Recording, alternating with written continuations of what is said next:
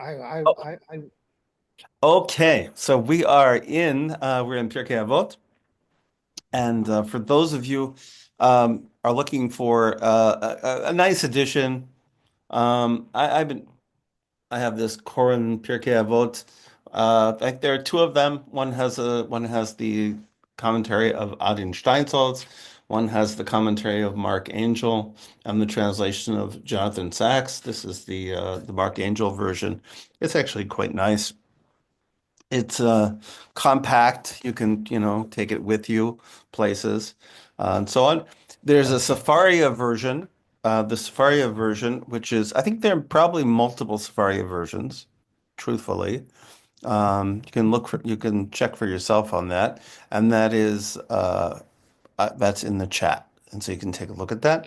And in case, welcome to everybody from near and far, from Paris, bienvenue, and the UK. I feel like I should say something in Welsh, but I don't know how. And the Canadians and Americans and it's okay. So we're on the now. I had no expectation of actually going in any kind of order for Pirkei Avot. That was not my plan last week. But then I started to go in order and I thought, oh, well, this is kind of fun. So I'm going to continue going in order until the moment that I decide not to. But, or you decide not to. Um, but let's continue as we are. So we're on the third Mishnah. By the way, just so you know, if you're using different versions of Pirkei Avot, sometimes the numbering is different. The Mishnahs are sometimes divided a little bit differently in different printings. So just be aware of that. Okay. So Antignos, okay, Antignos, Ish Socho. So Antignos is from the town of Socho. This, by the way, is from a time when Jews had nice Greek names like Antignos, right? I guess it's like Antigonus, which is kind of a strange name, honestly. Means a contrarian. One wonders whether or not this was actually his name, or whether this was a nickname, right? Um, the contrarian. But okay, this is kind of an interesting name. So Antigonus ish Socho kibel mishimon hatzadik. So he received this Torah tradition from Shimon Hatzadik, and we talked about Shimon Hatzadik last week because we quoted him. V'hu haya omer, and he used to say, "Al tiyu ka'avadim hashamshim et harav al menat lekabel pras." Says, don't be like servants who serve their master on condition of receiving a reward. Right? Don't be like a servant. Ela says, Hevu ka'avadim hashamshim et harav shelo amanat kabel pras. But rather be like servants who serve their master, um, not, not on condition of receiving a reward. And then finally ends, V'yehi mora shemayim alechem, and let the fear of heaven be upon you. Okay, so let's start with the first part. So first, give me your first impressions. What's your kind of if you were in charge of indexing Pirkei Avot, what would you say the topic was? um Anybody want to summarize?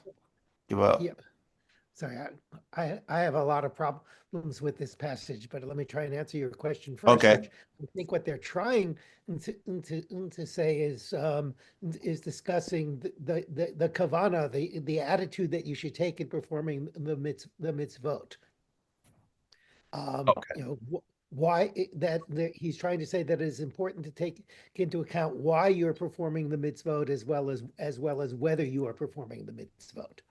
Okay. That makes a lot of sense, right? It's not just a question of what you're doing, right? What you're doing, but why you're doing and how you're doing.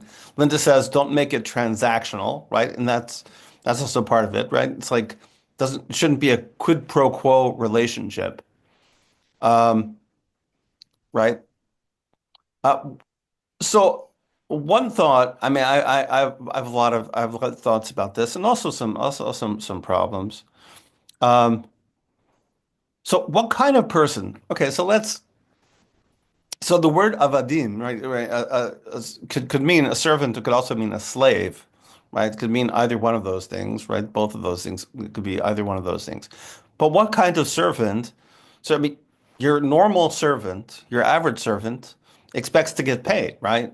I mean, we if somebody works in your home, or somebody works in your synagogue, or somebody works right in the community, or if they, they're cleaning the streets, whatever it is they're doing in an act of service, is usually they're expecting to get paid, right? That's normal, right? That's normal. So what kind of person, sir, Progress. what kind of person, hold on, what kind of person serves without the expectation of getting, why would you serve somebody without the expectation of getting paid? Why would you do that? So if you have a child who takes care of an elderly parent, right?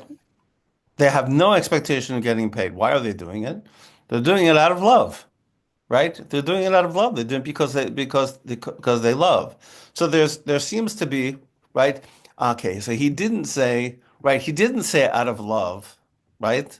He didn't say out of love, which is interesting, as Amin points out. He said it in this night of waiting, to not expecting a reward. And I think maybe that's a backhanded way of saying out of love. And it's interesting that he doesn't say out of love, because that's what you might expect, right? So, do it out of love, right? Not expecting a reward, not for, right? Not for fear of punishment, right? Which is another one, right? But right. So maybe it does, right? Amin says maybe it includes love and more, right?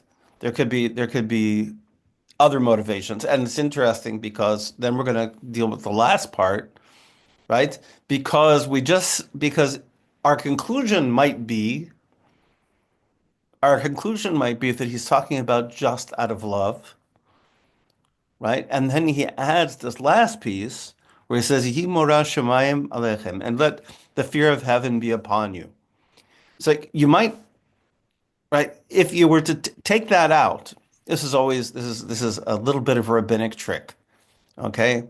So this is rabbinic interpretation 101. Okay. Take something out, right? And see what happens. So if we took this out, do not be like servants who serve their master on condition of receiving a reward, but be like servants who serve their master not on condition of receiving a reward. That's a complete thought, right? That's a complete thought. And that's a very good teaching. That's a very good teaching all on its own. So if he's adding this extra line, "Yehi mora shemayim alechem," that the fear of heaven should be upon you, that means that that means that it's somehow or another giving us a new piece of information that informs what went before it. So somehow or another, this new piece of information that we should this let the fear of heaven be upon us is now something which is helping us to understand better what it means to to serve the master without the expectation of reward. And I think it may be going partially in the direction that Amin is suggesting, because you might think that it could only be out of love that you could serve God like that, right? That it's only out of love that you could serve God like that. But now he's saying, right? Now he's saying that no, it could also be out of fear or awe. Um, hold on, let's see hold on, let's see what Larry wrote here in the chat. I had a friend who, like me, placed great reliance on the saying, "Virtue is its own reward," but we meant two different things by it. I meant if you do a good thing, you often get good consequences, good. And he meant if you do good things, you may not get anything other than satisfaction of having done a good thing. And Okay. Um, okay, so tell me more about that, Larry. How does that? that, that's relevant to me because I think this is another way of taking on the question of serving the master in expectation of a reward versus not in the expectation of a reward. The the if you do in mine is a bit more transactional, although it's also an expression of faith that doing good that there was that if you do good things, people will do good things back, or even perhaps that the world is so arranged that there'll be things, and it's not a direct transaction. I'm making society a better place to live in, and I will get rewards from living in a better society. Whereas what Stan, my friend, was doing was saying that you should do it for the reason that it's the right thing to do, and not in the expectation that anything at all will come with it. You should do good things. You should do the right things because they're the right things to do. And I think you can apply that to this to the two sayings here. Um, Stop at that point. Yeah, it's interesting. It's interesting that on the one hand, it tries not to be transactional and forces you to sort of think in the in the kind of transactional way, right? It would have been much easier to say, okay, serve God out of love. But I think he's speaking to our kind of to our way of dealing with the world, and that is that we kind of expect the reward or even satisfaction. It means even satisfaction is a kind of reward, right? We don't always, in serving God, we don't always get a sense of satisfaction, right? Right? We don't always even have that. Yeah, Jan?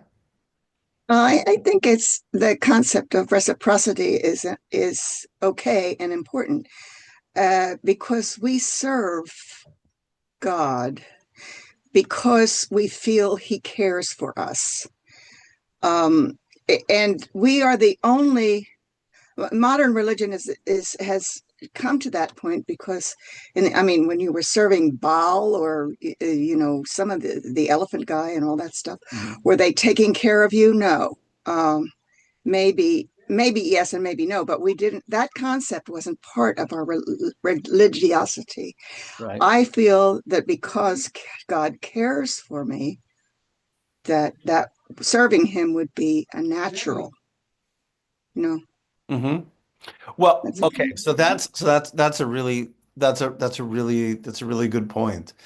And it's very interesting in relation to that.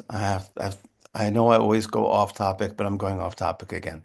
So please forgive me. There's a beautiful teaching about the famous story of Hillel and Shammai.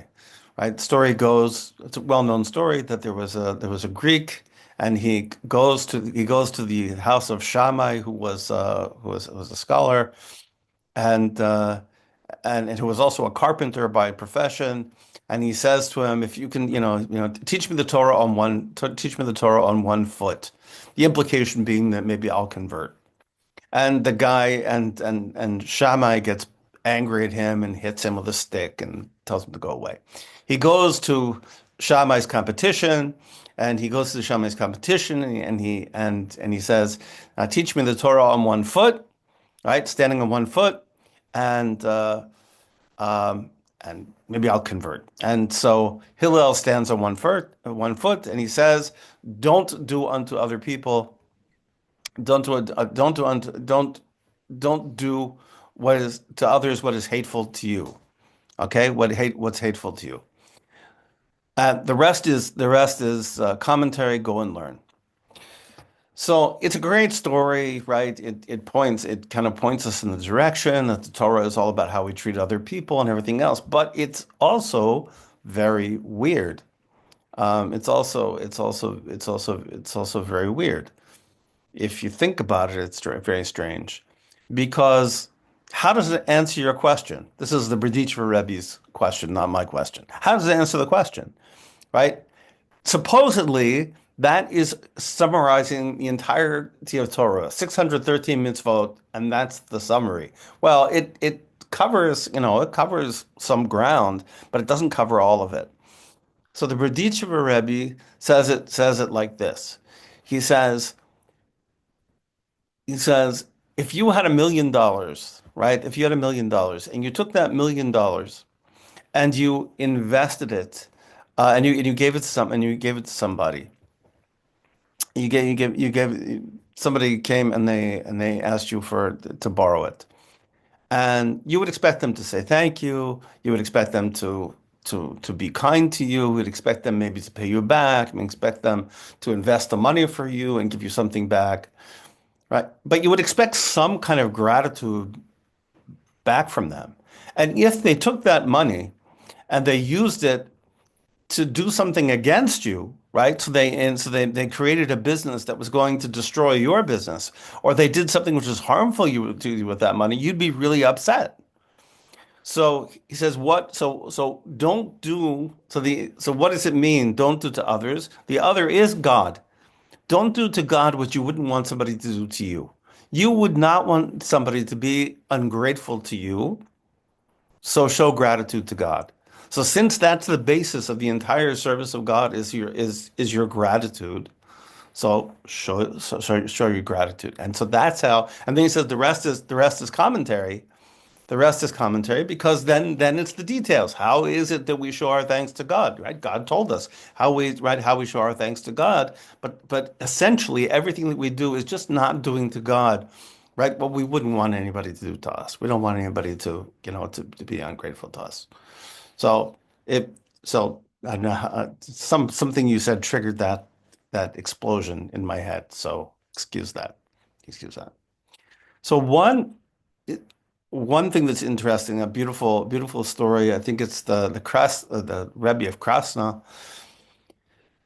He was reading this verse, and there happened to be a circus in town.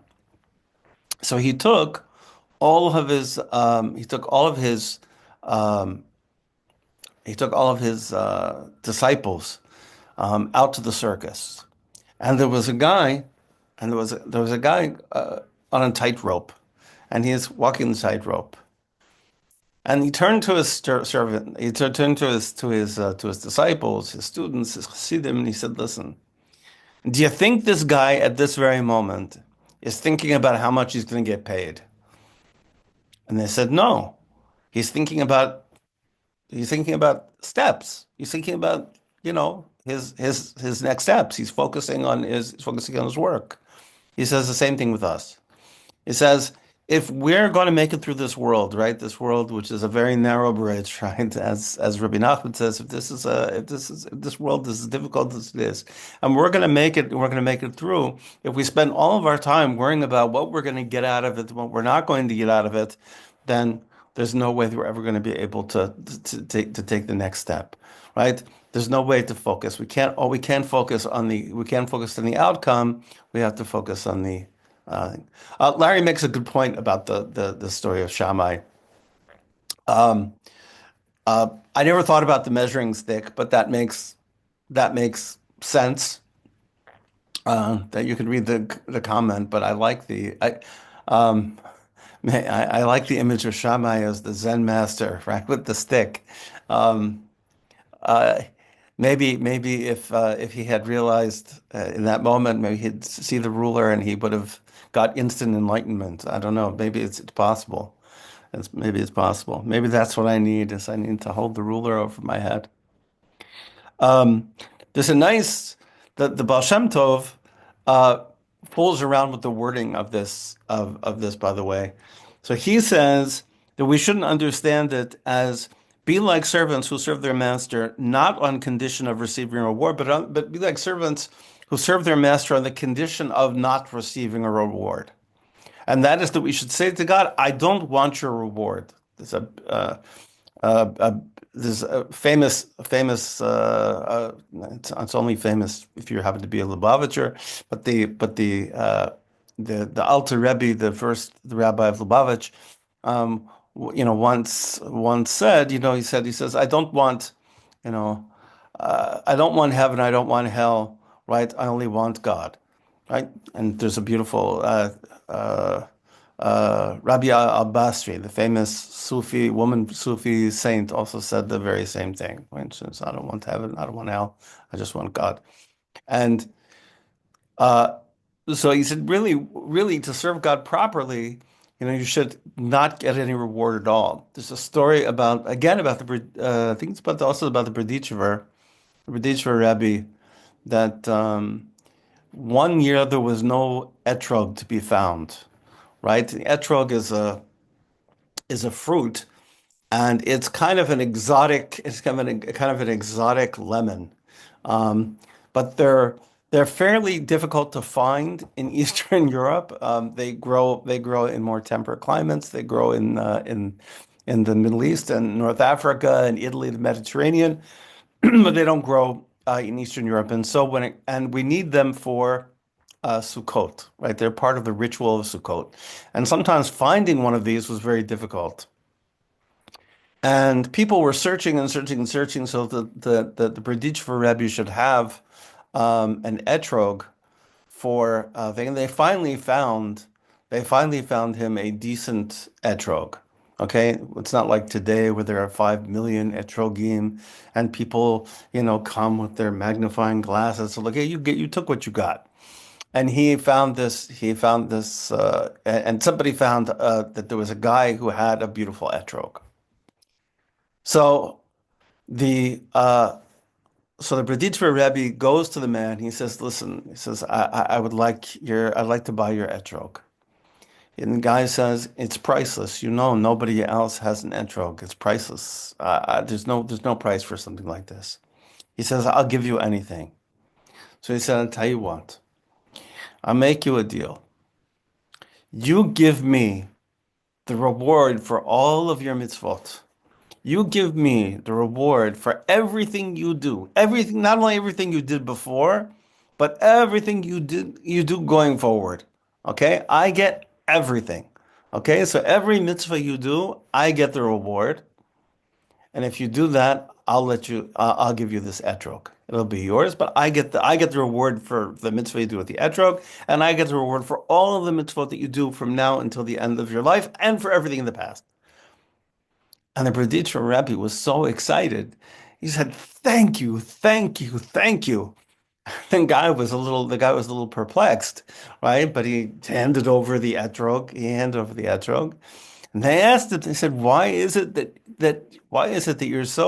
you're so happy?" He said, "Because now finally I get to fulfill the Mishnah in Pirkei Avot, as was said by the Baal Shem Tov.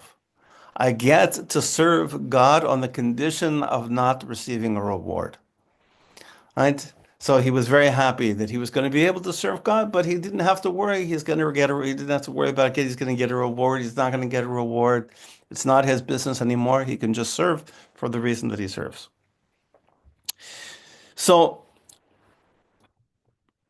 let's go back to the last part. Vihi mora shemayim alechem. So Alechem, this is kind of a useful thought. I was thinking about this a little bit last night when I was kind of taking this into Hidbordut a little bit. Is um, It's not that the fear of heaven, right? And interesting, there's different understandings of what fear of heaven is. That uh, uh, the Maggid of Mezrich says, why is it called the fear of heaven? He says, because it's what heaven is afraid of, right? Is we're afraid of the consequences of things, right? we're afraid of the consequences. Maybe we're afraid that we're going to get punished. Okay, so let's say I do something which is wrong. Okay, I cheat somebody. I'm afraid that I'm gonna get punished. Afraid I'm gonna go to jail. I'm afraid that God is going to punish me. I'm afraid of all those things. But what is heaven afraid of? Heaven is afraid that, right? What is it that God's afraid of? God is afraid that He's going to have to detach from me. He's afraid that the threads that connect me to him are going to become frayed. That's what he's afraid of. So the fear of heaven is, right. He says have to be aware, not just not we shouldn't be focused on what the rewards or the rewards or the punishments. We should be aware of what it is that this means to our Creator, that our Creator can't bear, right, to have that separation from us. And alechem is something which is more continuous. When something is on you, it's interesting because we say shalom aleichem, right? Salam aleikum, right? We say may peace be upon you. We don't say may peace be with you. We don't say may peace accompany you for a little while, right? We say it should be upon you, it should be on you, which means that it's something that it's something that's just always with you. And it's possible, when it comes to yira, when it comes to fear, it's possible that we think that that's like a temporary thing. Like fear of punishment is usually a fleeting thing. You have a moment and you think, "Oh, I'm afraid of the consequences." And you either do it or you don't do it, but the fear is a relatively temporary thing. But then there's a level of fear, right? A level of awe, a level of awareness of God that's um, that's not so temporary, right? Because you might think that love is something which is right. Love is something which which you might constantly have, and fear is something that you kind of use as a tool to prevent you from doing something wrong. I'm going to put the fear of God in. That's how we say it in English, right? I'm going to put the fear of God in him, right? Means we're gonna stop him from doing something wrong. It may be that, but here it's saying, no, this is something that you carry with you, something you carry with you all the time, not just to serve out of love, but to serve out of this awe. We would call, yirat haromamut, the awe of the awesomeness, the awe of the greatness and the exaltedness. That's the word, exaltedness of God. Um, so that's how it might be a kind of a modifier on on the rest of it. So thoughts, insights, help me. Everybody's so quiet these days.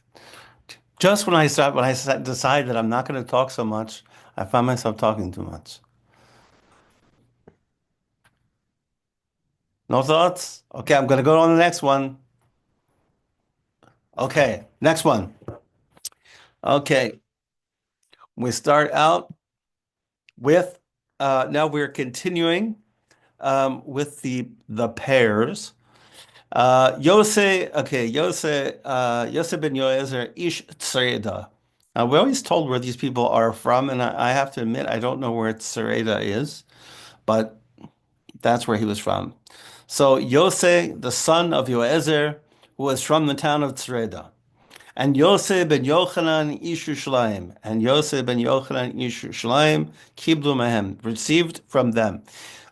So when we come to these pairs, one of them was the Nasi, and one of them was the Av Beit Din. That's the tradition, at least. So the Nasi was a kind of political religious head of the Jewish people at the time, and or at least of that segment of the population who recognizes authority. I don't think it was always universal, and the Av Beit Din was the person who ran the main court system, kind of like the the Chief Justice of the Supreme Court, if you want to think of it, that way. So Yosef ben Yoezer ish Tzreda Omer. So Rabbi Yosef Yoezer ish Tzreda used to say, Yehi beitcha beit vad lechachamim. Let your house be a meeting place for sages. V'havei mitabek ba'afar reglehem, and sit in the dust at their feet. V'havei shotei b'tzama et dvarehem, and with thirst drink in their words. It's a beautiful, beautiful thing. You know what? One of the I always tell these stupid stories, but okay. Many years ago, I moved into my house in California, and the front door of my house was behind this big wall. There was this big wall. And then there was a wall behind the house. And essentially my entire house was surrounded by walls. I noticed that all the houses were surrounded by walls. And no, you couldn't see anybody's front door. And I finally asked somebody, I said, I go like I very rarely see my neighbors, right? I very rarely see my neighbors because we kind of come out from behind the wall and the car is in the driveway. And so you're basically going from behind the wall to the car and coming back.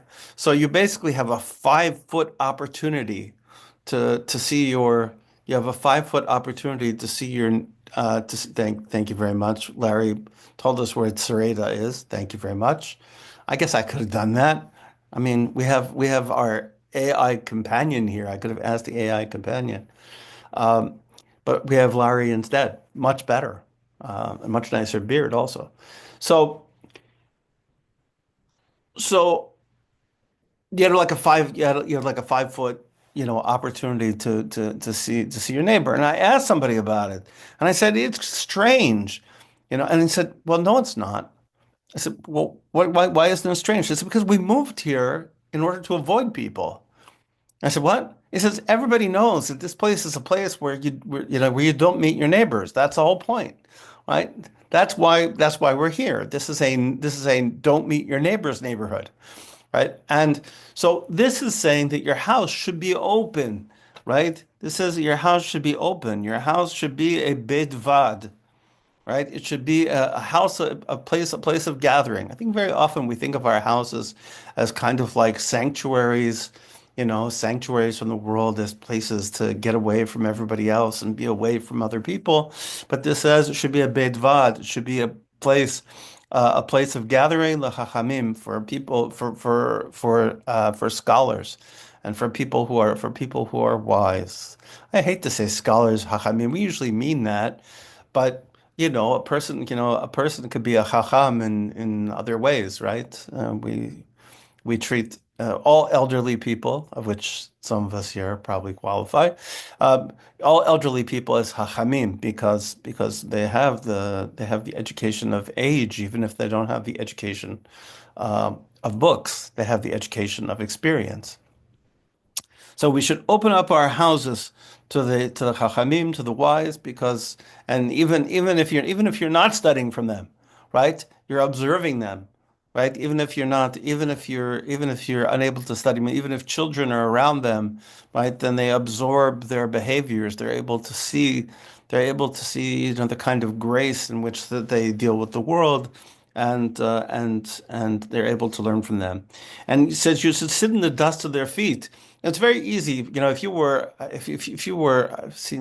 this, if you're kind of a wealthy person, you have a beautiful big house, and even if you invite scholars to come speak in your house and things like that, you could still act pretty haughty, right? You could still sort of say, oh, well, I'm, big and wealthy and whatever else, but instead, we really have to respect wisdom. That wisdom is something that we should show respect to, and humility, right? To sit at somebody's feet. It's also interesting, by the way, mitabek, right? With ba'afar, right? Mitabek also means, in other contexts, means to wrestle.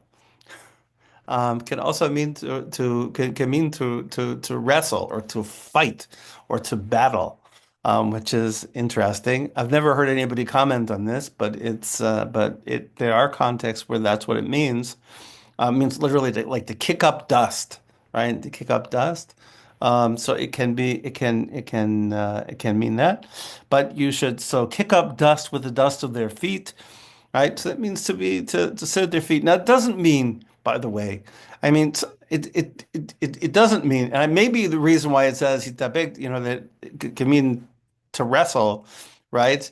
Uh, is you're not just sort of sitting there, kind of absorbing, right? Just absorbing, but also you're giving back, right? There's a kind of a give and take. Part of, what it is to learn is not just to be sitting and, taking in, the words of the Chacham, the words of the wise, but also to be responding, to be digesting, and so forth.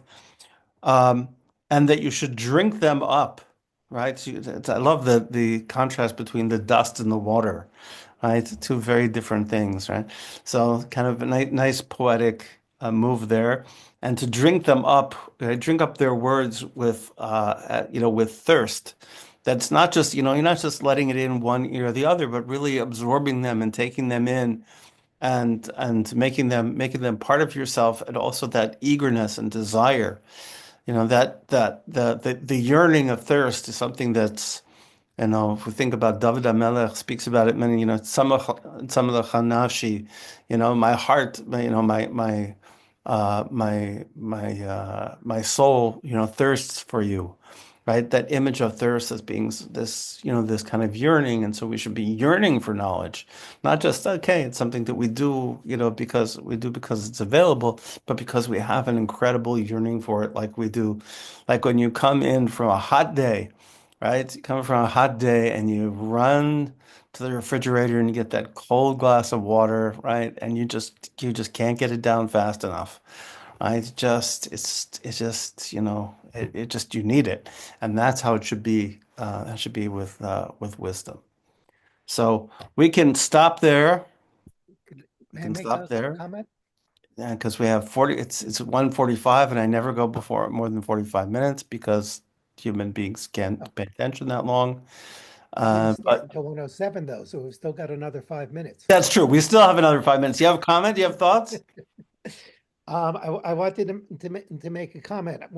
Um, I understand that probably the intent of the text of saying where these people are from is just, the geographical fact, and to let us distinguish them. But nevertheless, taking that look at where Zereda was, it's in Ephraim, and it's kind of away from the main drag. So I think Mhm. one of the reasons why this scholar in particular is talking about making your home open to the righteous is that, unlike the person we'll cover next week, or you'll cover next week, I can't make it, from Jerusalem, it's not easy to have access to scholars up where he is. And he's saying, don't say, well, when I go down to Yerushalayim, I'll hang out at things there. Don't even say, when I have free time, I'll go to the local base midrash and hang out with whoever happens to be there. He's saying, make your house open and inviting, and bring the scholars in. Right. Increase the level of Torah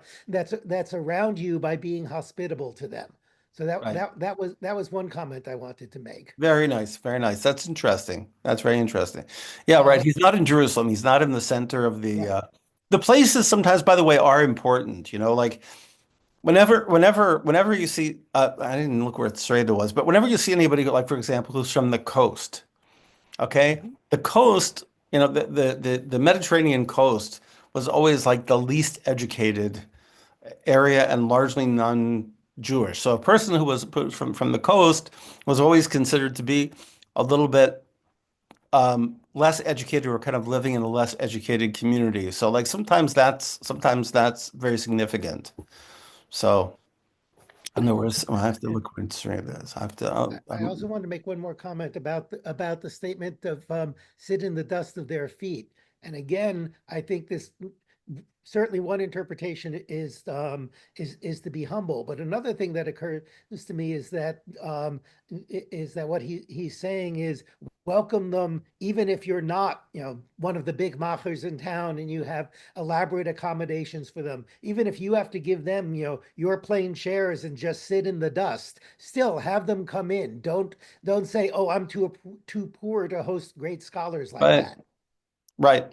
Right. And I think that that's, and by the way, I mean, I think I should also point out that, you know, in practice, one of the things I said, in the very first last week was my first introduction to Pirkei Avot was from my tailor. And these things were kind of sewn into people like my grandparents. There's this concept that like you would never close your door to somebody who you thought like had knowledge and wisdom because that was a special honor was kind of sewn into the culture. Right? That's a very this is a very big part of Jewish culture. Thank God it's a big part of like my own home, I would say. Um, and we tried to make it like, it's a big part of one of the great things about having a home, right, is to be able to open your doors. And we're going to see it's not just to the we're going to see in the next one, right? We're going to continue this theme of who you open your doors to, and it's going to be to an entirely different audience, but I'm not going to talk about it now, even though I really want to. So I'll wish everybody a beautiful day if I see you tomorrow, or a beautiful week if I don't see you tomorrow. And um, so sorry. So okay, so it's also in, and that's also